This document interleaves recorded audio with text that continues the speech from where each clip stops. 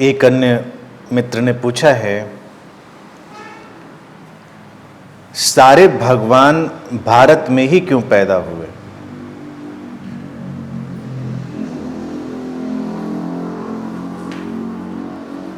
तुमको ऐसा लगता है?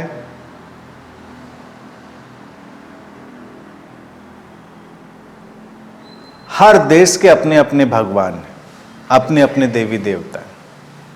तुम जिन नामों को जानते हो और उनको भगवान और देवी देवता मानते हो, तुम्हारे लिए वो हैं।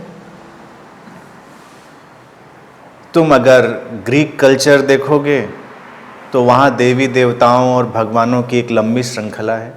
सब वैसे ही जैसे हमारे देश में होते हैं, उनके नाम अलग हैं। तुम इजिप्ट का कल्चर देखोगे, वहाँ हर चीज़ के देवी देवता और भगवान हैं। जैसे अपने देश में बारिश का देवता, आग का देवता, हर चीज़ का देवता है। तुम्हारी विद्या का, बुद्धि का, हर चीज़ का, मतलब जीवन का कोई भी ऐसा पहलू नहीं है जिसका कोई देवता भारत में ना हो, उसको आप भगवान कह सकते हैं। नदी, पहाड़, पेड़, जंगल, रेगिस्तान, हर जगह का देवता है, भगवान है। तो वो और सभ्यताओं में भी है, ग्रीक और इजिप्ट में तो खास तौर से है। बिल्कुल बारीक ढंग से तुम हर चीज़ के देवी देवता और भगवान वहाँ ढूंढ सकते हो।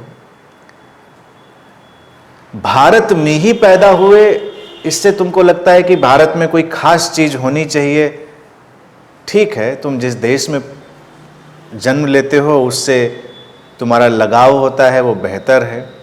लेकिन देवी देवताओं और भगवानों को पैदा होने की जो अवधारणा है, जो कॉन्सेप्ट है, उसको समझना चाहिए। उसे इंसान ही पैदा करता है। देवी देवता या भगवान की जो अवधारणाएं हैं वो इंसान ही रचता है।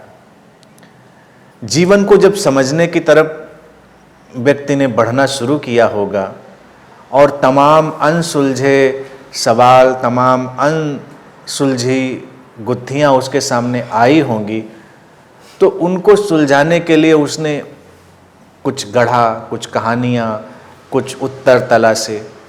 क्योंकि जीवन में बिना उत्तर के व्यक्ति बेचैन रहता है। या तो वो रहस्य का स्वीकार कर ले, या ये स्वीकार कर ले कि जो हम अभी नहीं जान रहे हैं, कुछ होगा, उसके पीछे कोई रहस्य होगा। तो ये चीज़ उसको सहज बना सकती है। लेकिन अगर वो न स्वीकार कर पाए तो प्रश्न उठा और उसका जवाब नहीं, ये चीज़ बेचैनी लाती है। उसी क्रम में व्यक्ति ने इन देवी देवताओं, भगवानों की खोज कर डाली कि बारिश होनी है, नहीं होनी है। अब वो क्या करे? या तो वो इंतज़ार करे, या वो इतना मौसम विज्ञान की जानकारी अर्जित कर लेता कि बारिश कैसे होती है, कैसे नहीं होती है, वातावरण में कौन सी स्थितियाँ बनती हैं जब बारिश होती है और क्या क्या फैक्टर होते हैं, इस सब की जानकारी वो ले पाता। पुराने समय में तमाम जानकारियाँ उपलब्ध नहीं थीं और उसको लगता था ऐसा होना चाहिए, तो एक वर्षा का देवता वो गढ़ लेगा, जिससे वो प्रार्थना करेगा, जिससे वो बातें करेगा, जिससे वो तमाम तरह की मान मनुहार भी करेगा। क्योंकि उसे तो पता नहीं क्या होगा, उसको लगता है कि मुझे अभी ज़रूरत है बारिश की, वो कहेगा। कभी उसके हिसाब से हो जाएगी, कभी नहीं होगी। तुम तमाम चीज़ें सोचते रहो, तुम्हारे संयोग बैठते रहेंगे। तो जब कभी उसके हिसाब से चीज़ हो जाती थी तो उसको लगता था वर्षा का देवी देवता जो भी हो प्रसन्न हुआ, नहीं होता था तो लगता था नाराज हुआ, नाराज हुआ तो उसको खुश करना है, प्रसन्न हुआ तो खुश रहना है कि प्रसन्न हो गया। इसके तमाम तरह के कर्मकांड पैदा हो गए, तमाम तरह के आयोजन पैदा हो गए। जब कोई जवाब नहीं मिलता है व्यक्ति को, तो वो ऐसे तमाम तरह की अवधारणाएं पैदा कर लेता है। अतीत में ऐसा ही रहा, और जैसे जैसे व्यक्ति का ज्ञान बढ़ता गया, समझ बढ़ती गई, वैसे देवी देवता कम होते चले गए, क्योंकि उनकी फिर उतनी ज़रूरत व्यक्ति को नहीं रह गई। तमाम जो ज्ञान है वो चीज़ों को सुलझा देता है। अब जंगल में आग लग गई है, उसको पता ही नहीं कि आग कैसे बुझे, आग कैसे हो, तो उसके लिए तो बेहतर यही है, भय भी है उसके अंदर और परेशानी है तो वो अग्नि देवता से प्रार्थना करे कि धीमे पड़ जाओ या मत जलाओ या इधर मत जाओ उधर मत जाओ। अब उसको तो पता ही नहीं कि आग अपने किस पैटर्न पे चलती है, किस पे नहीं चलती। कभी संयोग से आग हवा दूसरी तरफ चल गई, आग बुझ गई, या जिधर वो चाहता था उधर आग नहीं गई, तो उसको लगा देवता प्रसन्न हुआ या देवी प्रसन्न हुई। सारे कल्चर जहाँ देवी देवताओं की ऐसी अवधारणा रही है वहाँ पर इसी तरह की बातें तुम देखोगे। और ज्ञान के बढ़ने के साथ वो धीरे धीरे कम होते गए। फिर व्यक्ति जब अंधविश्वासों और इन चीज़ों को बहुत बढ़ावा देना चाहता है, तब भी उन चीज़ों को वैसे ही प्रोजेक्ट करना चाहता है। आज की तारीख में भी तमाम लोग उन चीज़ों को इकट्ठा करके सिद्ध करने की कोशिश करते हैं कि ऐसा ही है, जबकि ऐसा ही जैसा कुछ नहीं होता। मैं कहता हूँ सुंदर कहानियाँ हैं, खूबसूरत हैं, उन कहानियों का आनंद लेने में बुराई नहीं है। इंसान ने अपने विकास क्रम में जो कहानियाँ गढ़ी हैं उनकी खूबसूरती भी हमें देखनी पड़ेगी कि कितने खूबसूरत ढंग से इंसान ने अपने विकास के उत्तर तला से।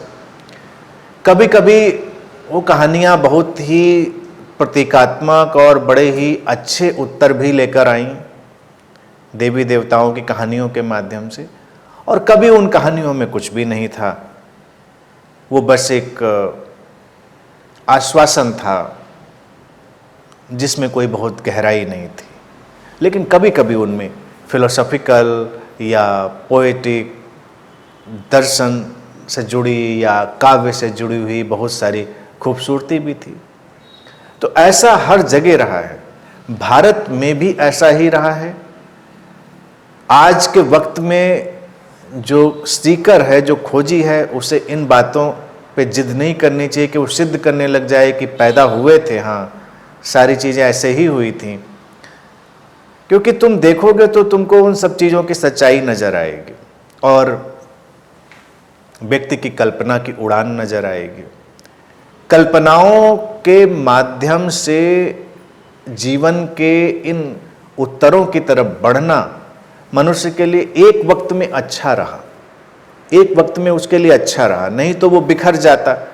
जैसे बच्चों को भी जब हम बड़ा कर रहे होते हैं, तुम देखो जरा, उसी से तुमको बात समझ में आएगी। तुम उनको भी कितनी कहानियाँ सुनाते हैं, कितनी कहानियाँ बताते हैं कि ऐसा है ऐसा है, और कहानियों के माध्यम से उनको हम एक सहारा देते हैं, एक कोऑपरेशन देते हैं आगे जाने का।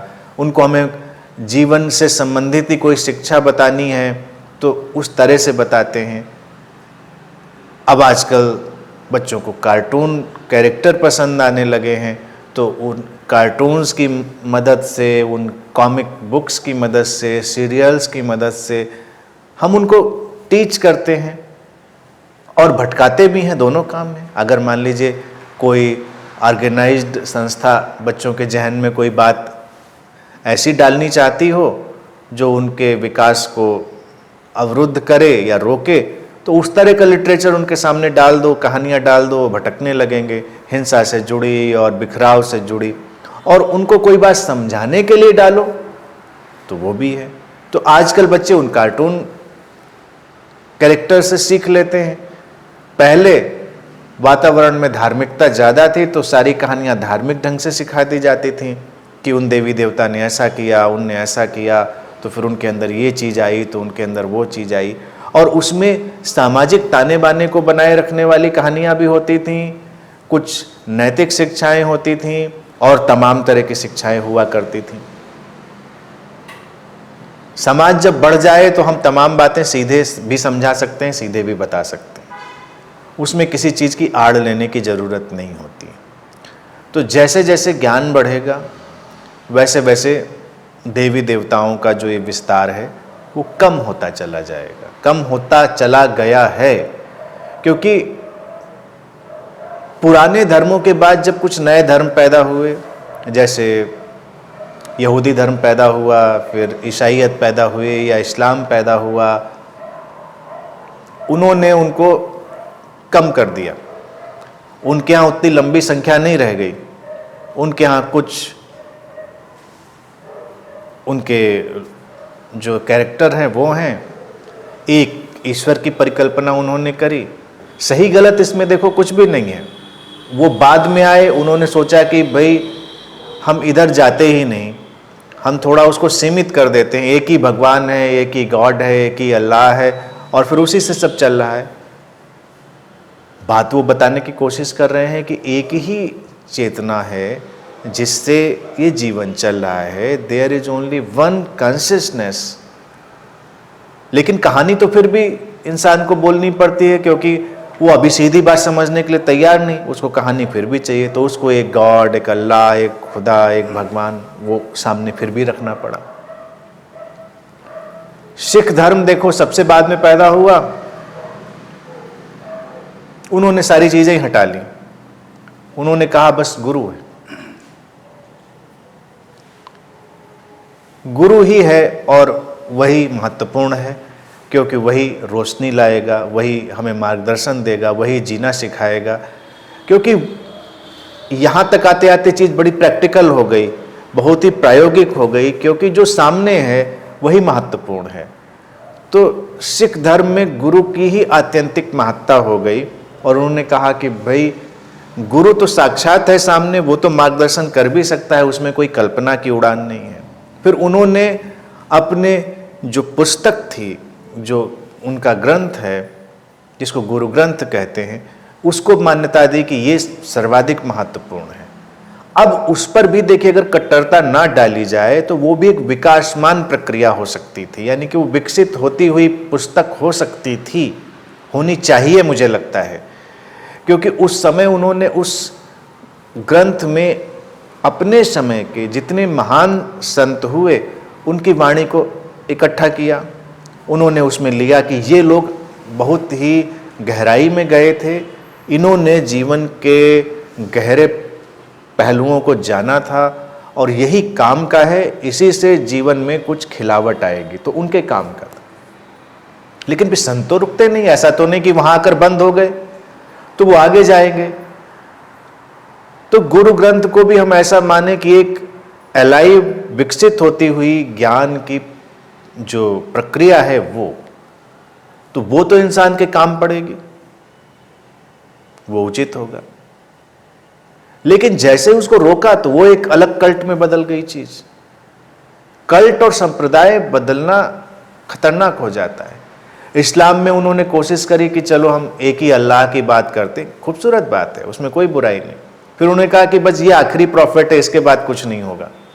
वहां पर बात कट्टरता में बदल गई, और तमाम तरह की उसके पीछे जो कुरीतियां और बुराइयां हैं वो चली आई। क्योंकि अगर एक व्यक्ति के माध्यम से ज्ञान हमारे सामने आता है तो वो किसी और के माध्यम से आएगा, देश काल की परिस्थितियां बदलती जाएंगी, ज्ञान के प्रकट होने की घटना बदलती जाएगी, और वो चलता रहेगा।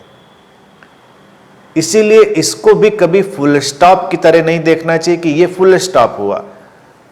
फुल स्टॉप को बस मैं वहीं पर देखता हूं कि इस प्रक्रिया का इतने वक्त के लिए उपयोग था, अब वो ऑब्सलीट हो गई, अब वो गैजेट मार्केट से बाहर हो जाना चाहिए। यानी कि जहां भी फुल स्टॉप लगाए हम, तो वो गैजेट हो गया रिलीजियस गैजेट, जिसकी अब ज़रूरत नहीं रह गई। अब कुछ नया आएगा।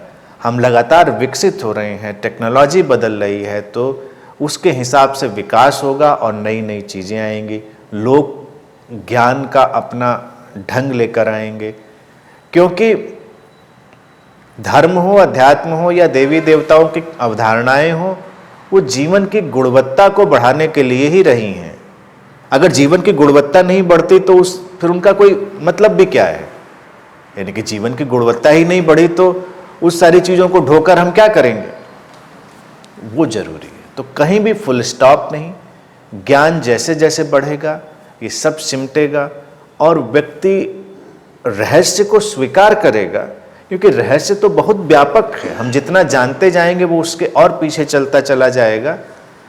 लेकिन अपनी कल्पना से बहुत ज़्यादा ऑब्सेस्ड होने की, ग्रस्त होने की जो वृत्तियां हैं, उससे व्यक्ति मुक्त होता जाएगा। और एक ध्यानी व्यक्ति वही है जो जीवन को सीधे सीधे जीता है, डायरेक्टली जीता है, और कल्पनाओं के सहारे में उलझने की उसको कोई ज़रूरत महसूस नहीं होती।